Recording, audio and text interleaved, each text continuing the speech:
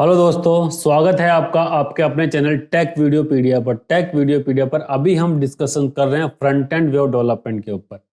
Front end web development का जो course हमने डिजाइन कर बिल्कुल बिगिनर लेवल से लेके एडवांस लेवल तक हम लेके जाने वाले हैं। बिगिनर लेवल हम क्यों बोल रहे हैं? क्योंकि बिल्कुल भी आपको कोई भी नॉलेज नहीं कि वेबसाइट्स क्या होती हैं या वेब डेवलपमेंट क्या होता है। बिल्कुल स्क्रैच से हमने डिजाइन करा है, जिसके अंदर हमने शुरुआत में बताया वेबसाइट्स क्या होती हैं, वेबसाइट डेवलपमेंट क्या होता है, वेबसाइट कितने टाइप की होती है, वेबसाइट डेवलपमेंट कितने टाइप का होता है। उसके बाद वेबसाइट डेवलपमेंट में कौन कौन से कंपोनेंट यूज में आते हैं, या वेब पेज कितने कंपोनेंट से मिलकर बना हुआ होता है। एक वेब पेज को जैसे ब्राउजर में टाइप करने से लेकर के जब डिस्प्ले आता है तो उसके बीच का जो प्रोसेस होता है वो किस तरीके से काम करता है। उसके अलावा वेबसाइट डेवलपमेंट के अंदर कौन कौन सी कोर टेक्नोलॉजीज काम में आती है, ये सब कुछ इनिशियल डिस्कशन हम कर चुके हैं, जो कि बिल्कुल बिगनर लेवल से स्टार्ट होना चाहिए। उसके बाद में HTML को भी हमने बिल्कुल स्टार्ट से स्क्रैच से स्टार्ट करा है, जिसके अंदर हमें ये जाना है कि HTML बेसिकली है क्या, HTML के डिफरेंट डिफरेंट एलिमेंट्स क्या हैं, उनको किस तरीके से हम कैटेगरीज में डिवाइड कर सकते हैं, सिमेंटिक HTML क्या होती है, नॉन सिमेंटिक HTML क्या होती है। सबकी थ्योरी जानने के बाद में हम उनकी प्रैक्टिकल अप्रोच स्टार्ट करिए। एक एक कैटेगरी बाय कैटेगरी किस तरीके से हम टेक्स्ट की फॉर्मेटिंग करते हैं, किस तरीके से लिस्ट टाइप के डेटा को शो कर सकते हैं कि मतलब ऑर्डर्ड लिस्ट होती है, अनऑर्डर्ड लिस्ट होती है, डिस्क्रिप्शन लिस्ट होती है। किस तरीके से हम डेटा को ब्लॉक टाइप के डेटा एलिमेंट्स के अंदर शो करते हैं, कैसे फॉर्म टाइप के फॉर्म एलिमेंट्स होते हैं, कैसे डेटा को हम इंसर्ट कर सकते हैं, कैसे टेबुलर फॉर्मेट के अंदर डेटा को शो कर सकते हैं, रो एंड कॉलम्स के बेस के ऊपर किस तरीके से शो करते हैं। जितने भी HTML के एलिमेंट्स हैं उन सब के ऊपर हमने डिटेल में एनालिसिस डिस्कशन कर चुके हैं। तो सब कुछ यहाँ तक करते हुए करते आज हम पहुंचे हैं मेटा टैग के ऊपर, जो कि सर्च इंजन ऑप्टिमाइजेशन के ऊपर सबसे इंपॉर्टेंट रोल प्ले करते हैं। तो अगर आपने अभी तक चैनल को सब्सक्राइब नहीं करा है तो प्लीज चैनल को सब्सक्राइब जरूर कर लें, क्योंकि बिल्कुल ये जो कोर्स है आपको जॉब ओरिएंटेड होने वाला है। वो गारंटेड आपको कहीं ना कहीं जॉब जरूर मिल जाएगी, आपकी नॉलेज बिल्कुल एनहांस कर दी जाएगी। और बिल्कुल भी इसके अंदर रिक्वेस्ट ये है, किसी भी वीडियो को स्किप ना करें, क्योंकि जब आप वीडियो को स्किप कर देते हैं तो आपकी नॉलेज बीच में कहीं ना ब्रेक हो जाती है और आपका नॉलेज गैप रह जाता है, जिसको फिल करना बाद में बहुत मुश्किल हो जाता है कि आपको पता नहीं क्या है। क्योंकि जब तक आपको HTML के एक एक एलिमेंट की नॉलेज नहीं होगी, उनको पता नहीं होगा कि ये एलिमेंट भी है, तो आप उसका यूज ही नहीं कर सकते। तो यूज करने के लिए एलिमेंट्स को जानना जरूरी है, उसकी थ्योरी जानना जरूरी है, थ्योरी के लिए वीडियो देखना जरूरी है, और थ्योरी देखने के बाद उनको प्रैक्टिकल अप्रोच में कैसे यूज करते हैं उसको जानना जरूरी है। तो स्टेप बाय स्टेप फॉलो करते जाइए, और वीडियो को लास्ट में देखने के बाद अगर वो पसंद आए तो वीडियो को लाइक एंड शेयर करना ना भूलें, और अच्छा लगे तो कमेंट भी जरूर करें। तो आइए शुरू करते हैं मेटा टैग के ऊपर।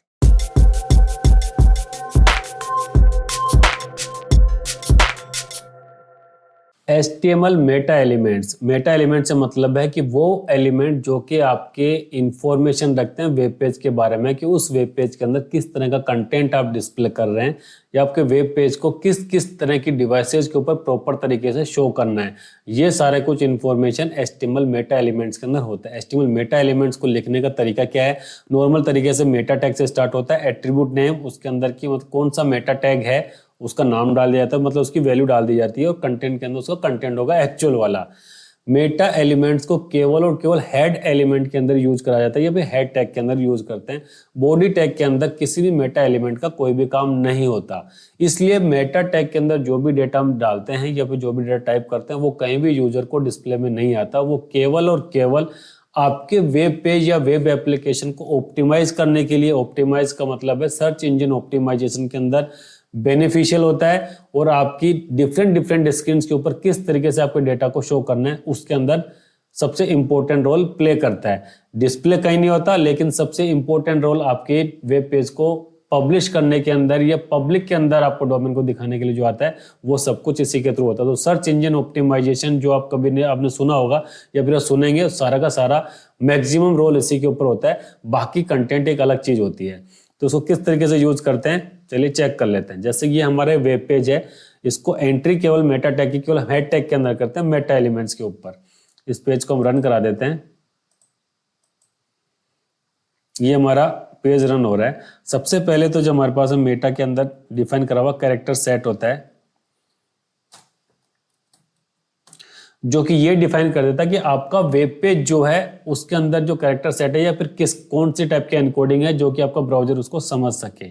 UTF करके सबकी अलग अलग होती है, जिसको कि आपको डिफाइन करना होगा, उसको बताना होगा। उसके बाद में सेकंड चीज आपकी आती है, जैसे कि हम एक वेब पेज को ओपन करते हैं, mockTestSystem.in। इसके अंदर हम देखेंगे किस तरीके से मेटा टैग को यूज करा हुआ है। जैसे कि सबसे पहले तो आगे आपके पास में कैरेक्टर सेट को डिफाइन करने के लिए UTF-8 8 आ गया। उसके बाद मेटा नेम के अंदर व्यू पोर्ट आया। व्यू पोर्ट क्या रोल प्ले करता है? व्यू पोर्ट का मतलब है कि आपका जो वेब पेज है किस डिवाइस के ऊपर ओपन हो रहा है। डेस्कटॉप के ऊपर हो रहा है, लैपटॉप के ऊपर हो रहा है, क्या किसी मोबाइल डिवाइस के ऊपर हो रहा है, आईपैड के ऊपर हो रहा है, किसी टैबलेट के ऊपर हो रहा है। हर किसी इलेक्ट्रॉनिक डिवाइस की साइज डिफरेंट डिफरेंट है, स्क्रीन साइज, तो उनके पिक्सल साइज भी डिफरेंट डिफरेंट है। लेकिन हर प्रोग्रामर या फिर हर वेब डेवलपर यही चाहता है कि उसका वेब पेज प्रॉपर तरीके से डिस्प्ले जाए। तो आपका वेब पेज प्रॉपर तरीके से डिस्प्ले जाए, उसके अंदर सबसे इंपॉर्टेंट रोल ये प्ले करता है। ये बताता है कि आपको जितनी विड्थ अवेलेबल है उसको लेना है और स्केल साइज को आपको 1 के ऊपर सेट करना है। उसके अकॉर्डिंग आपको पूरी पूरी स्टाइल शीट या फिर कैस्केडिंग स्टाइल शीट है उसको सेट करना है। तो ये हो गया व्यू पोर्ट, जो कि ये बताता है कि आपका डिस्प्ले किस तरीके से सेट हो। अब आते हैं हम बात सर्च इंजन ऑप्टिमाइजेशन के लिए कौन कौन से टैग सबसे बड़ा इंपॉर्टेंट रोल प्ले करते हैं। उसमें आ गया मेटा के अंदर सबसे पहले आ जाता है नेम के अंदर कीवर्ड्स, जो कि आपको ये बताता है कि किस किस कीवर्ड के ऊपर सर्च करने के ऊपर आपकी वेबसाइट का नाम आना चाहिए।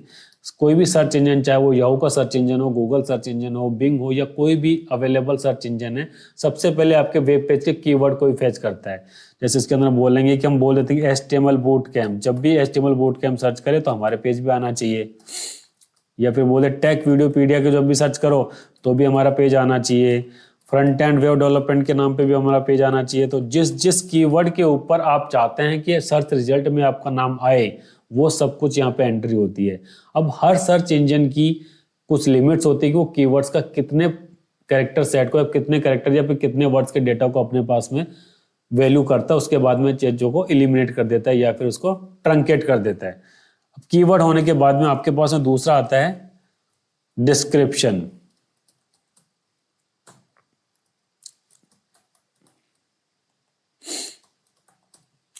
इसके अंदर आप अपने वेब पेज के अंदर जो कंटेंट है उसकी एक रफ इंफॉर्मेशन दे देते हैं, जो भी आपके सर्च इंजन ऑप्टिमाइजेशन के अंदर काम में आती है। This page is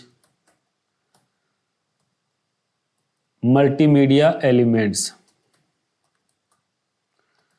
multimedia HTML elements, HTML audio tag, HTML video tag, HTML IMG tag, मतलब किस किस के ऊपर आप सर्च करना चाहते हैं उसका कंटेंट का डिस्क्रिप्शन दे दिया, और कीवर्ड के अंदर भी आप उसको डाल सकते हो।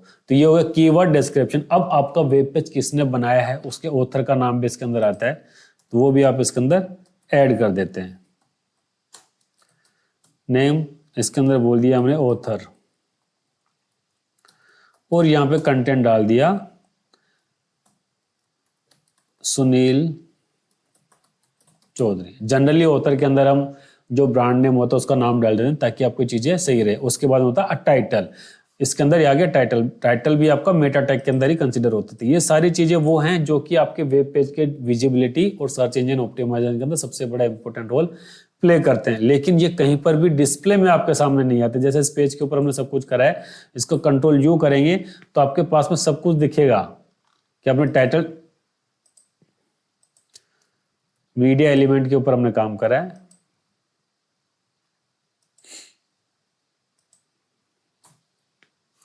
ये सारे सारे टैग इसके अंदर आ गए, लेकिन कहीं पर भी हमें डिस्प्ले में नहीं दिख रहे हैं।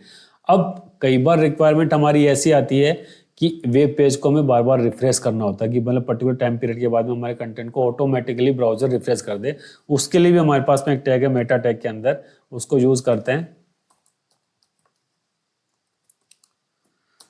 उसका नेम है HTTP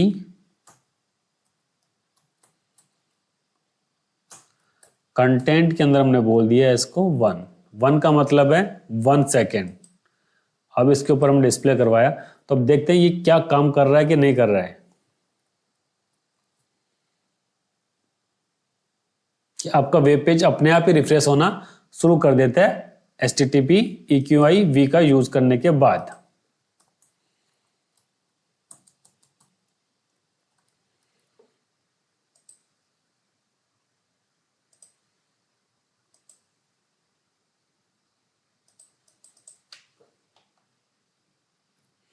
तो आपका वेब पेज बार बार डिस्प्ले के अंदर चला जाता है और उसके अंदर रिफ्रेश होता हुआ चला जाता है। तो इस तरीके से मेटा टैग का यूज करते हैं जो कि आपके वेब पेज के अंदर इंपॉर्टेंट रोल प्ले करते हैं।